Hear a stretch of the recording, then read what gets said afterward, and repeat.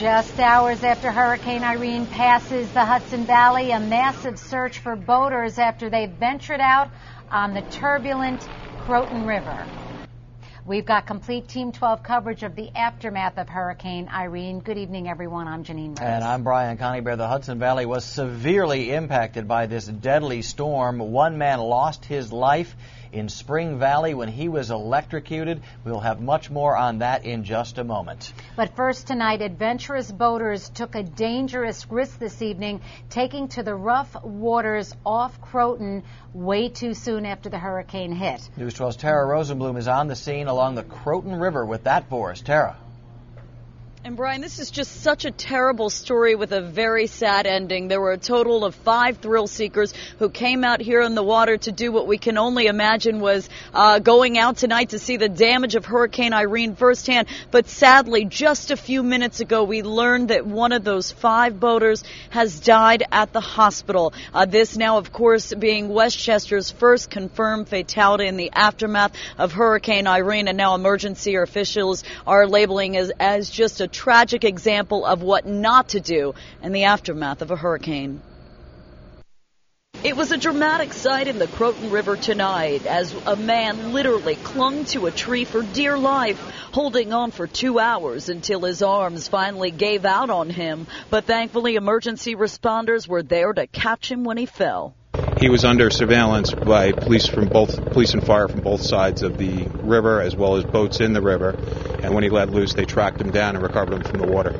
The victim's certainly lucky to be alive after taking what can only be described as a reckless joyride in a small boat with 4 of his friends. This man was there as the vessel capsized. He's the one that called 911. I've canoed this stream quite a bit and have some knowledge of it, and thought intuitively if there was going to be a problem, it might be further up here. So came down with a set of binoculars. Myself and my son Colin were scanning the horizon and came across a fellow in a orange vest, and knew that's the person that they were looking for.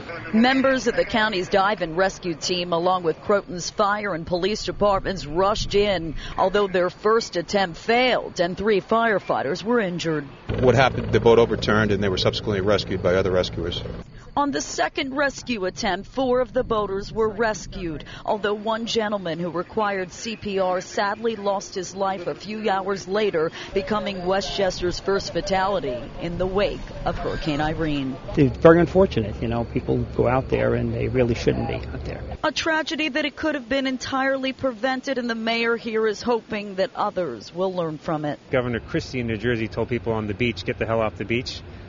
We closed all of these facilities and we issued the emergency declaration, and this was a very bad time to take a ride on the river. This is a bad storm. It continues to be a bad storm, and we're telling people to be very cautious still. Let things settle down, let the water settle down, let the flood waters recede. There are wires still out and about that are live, so be careful.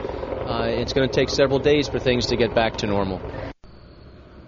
And County Executive Rob Astorino certainly hoping that everyone will heed that advice, especially now in the wake of Westchester's first confirmed death. Again, 5 boaters out here had to be rescued. One of them died tonight at the hospital. It was a very valiant effort by emergency responders. 3 firefighters injured, but thankfully all of them are said to be doing okay tonight. That is the latest in Croton. Tara Rosenblum, News 12. Janine and Brian, back to you. Tara, we're hearing that people actually saw these boaters. We had the video of these boaters. People were out there looking over the edge into the river and saw these men walking. They were supposedly experienced thrill seekers. They had helmets on.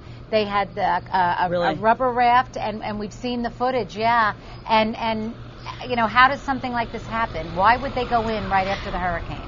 Janine, I wasn't aware of that, but certainly I've been speaking to, we've been confined here to the command center where all the emergency responders are. But even if you are an experienced thrill seeker and you've been in conditions like this before, George Longworth, who's the Commissioner of Public Safety in Westchester, told me that the water here is moving at 40 miles per hour, and that's Category 5 strength in terms of river motion. So, it doesn't matter how much experience you have. When you're up against those kind of conditions, you really need to just watch. If you feel the need to see the destruction from the hurricane, watch it from your living rooms. Watch it from your television sets.